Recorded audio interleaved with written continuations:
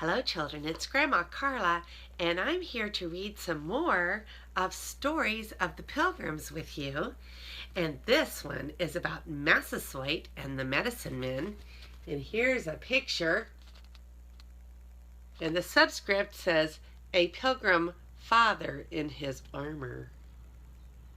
He looks pretty fierce there, doesn't he? One cold March day, another Indian messenger appeared at the gate of Plymouth. He had been running many miles, and his body was wet and his veins were swollen. "English friends, come quick," he cried. "Chief Massasoit, much sick, soon die." This was sad news to the Pilgrims, for Massasoit was their best friend among the Indians. It was decided that Edward Winslow should be one of those to go with the messenger, for he was a good nurse, and he knew something of the Indian language. The messenger was in too great a hurry to eat the food that they gave him. He could hardly wait for Edward Winslow to prepare the medicines and food he wished to take Massasoit. "Great chief, die soon," he moaned. "Not see, not eat for 4 days."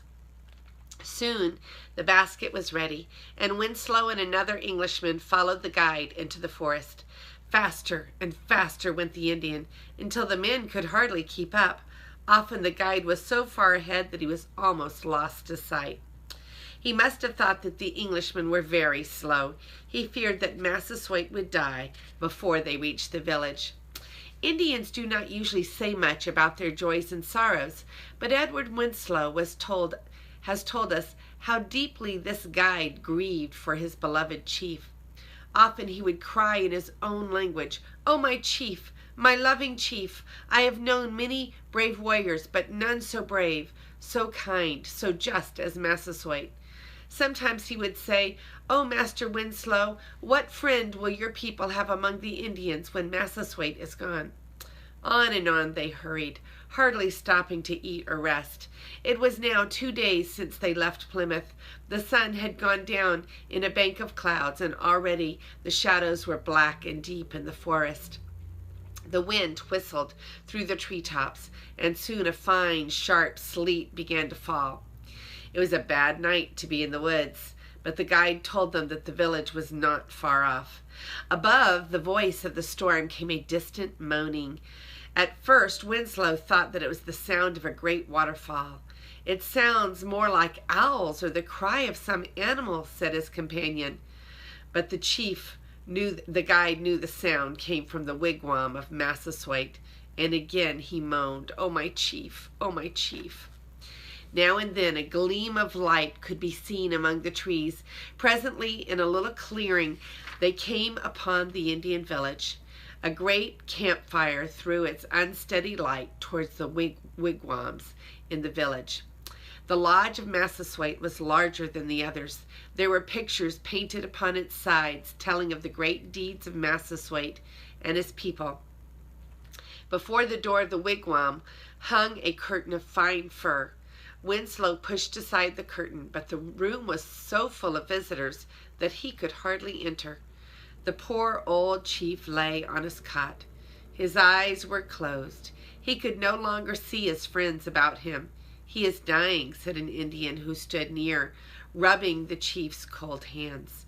In a circle about the cot were 5 or 6 Indian medicine men.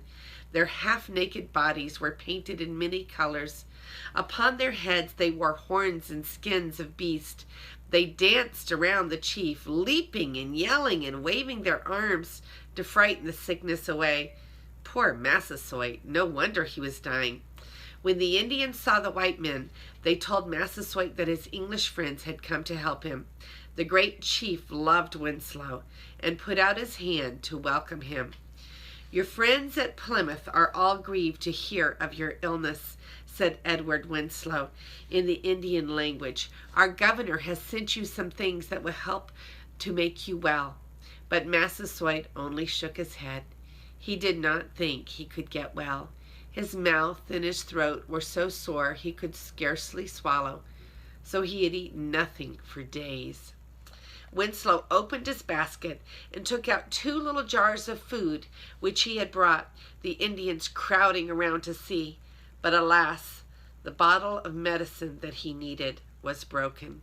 There was not one drop left. Oh my. Here's a picture of all of the medicine men jumping around, trying to scare away the evil spirits from the chief. He mixed the food with a little warm water and put some of it in the chief's mouth. Massasoit seemed to enjoy the dainty food which Winslow fed him, and whispered more. The Indians had not forgotten the broth they had at the Feast of Thanksgiving. "Massasoit will get better if you give him white man's broth," said one of them. Only Priscilla knew what was needed to make and flavor that soup. There was nothing here from which to make it, even if Winslow had known how. So he wrote a note asking Dr. Fuller to send such medicine as Massasoit needed, and also a pair of chickens and whatever else was necessary to make a good broth.